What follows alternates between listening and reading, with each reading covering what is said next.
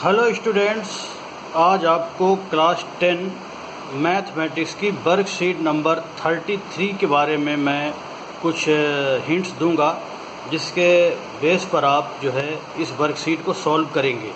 तो आज आपको trigonometric ratios of 0, 30 degree, 45 degree, 60 degree and 90 degree की वैल्यूज़ याद करनी है।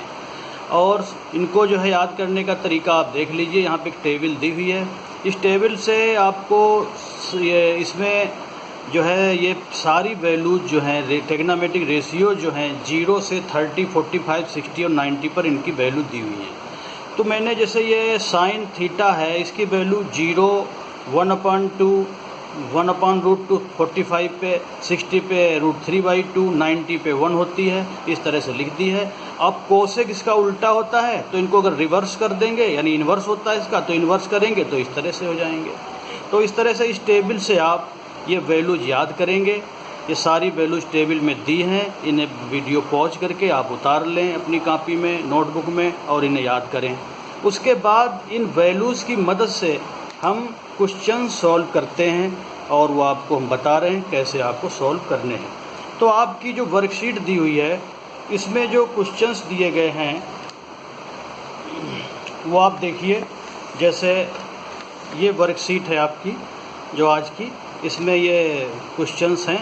तो इसमें पहला क्वेश्चंस ये है कि ये जो क्वेश्चन दिया हुआ है कि find value of given trigonometric ratio with the help of given table and right true और फॉल्स।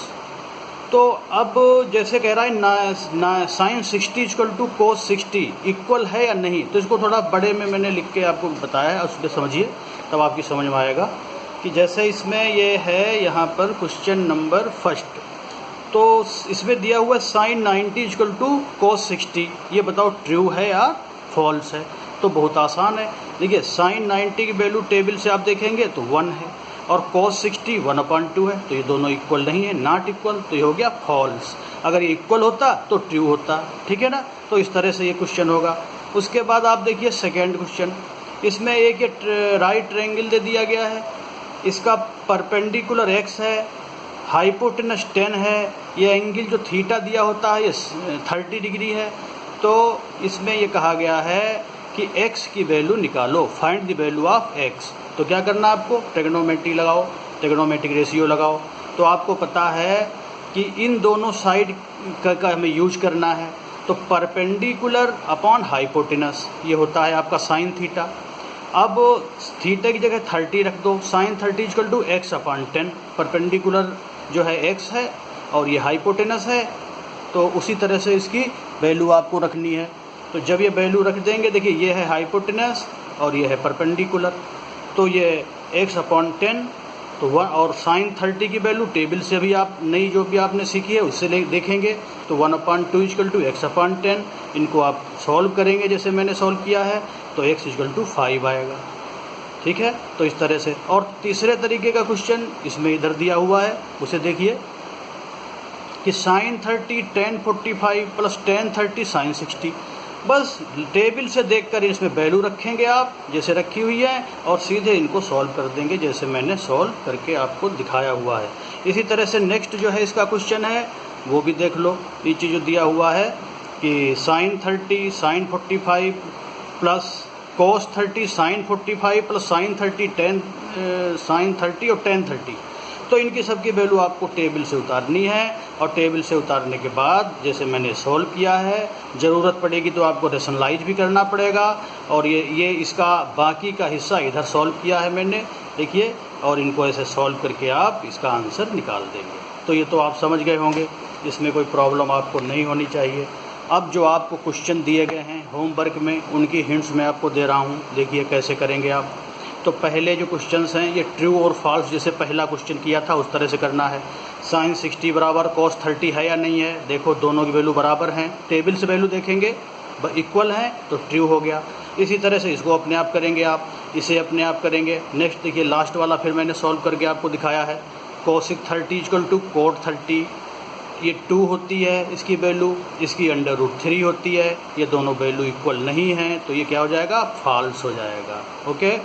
नेक्स्ट देखिए जो क्वेश्चन सेकेंड क्वेश्चन इसमें दिया है, इसमें ये आपको राइट ट्रायंगल दिया है, तो इसमें ये एंगल थीटा जो है 30 डिग्री है, सी एंगल उन्होंने दिया है, तो इधर से ए सी बी या ए बी सी ट्रायंगल लेंगे, जो एंगल होगा सी वो बेस पर ही होगा। ये 5 दिया है, तो ये कहते हैं ये दो ए सी और बी सी दोनों साइड निकालो।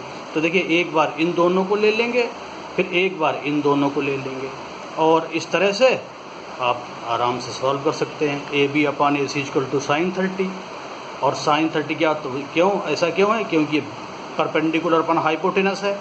तो 5 ए बी की वैल्यू दी हुई है आपको, 5 अपान ए सी साइन 30, तो साइन 30 की वैल्यू रख दो, ए सी इक्वल टू 10 हो जाएगा।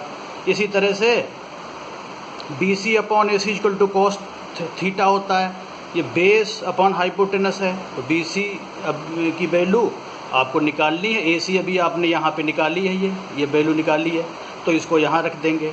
साइन 30 की वैल्यू, कोस 30 की वैल्यू √3/2, इससे इसको काट देंगे, बी सी ऐसे निकल आएगा।